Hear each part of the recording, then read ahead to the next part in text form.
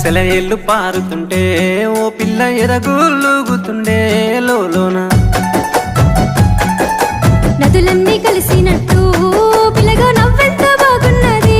నీలోన గాజుల సప్పులు గలుగల్లు మోగంగా గజ్జెల పట్టీలు గంటేసి ఆడంగా వరిగడ్డి మోపు ఎత్తి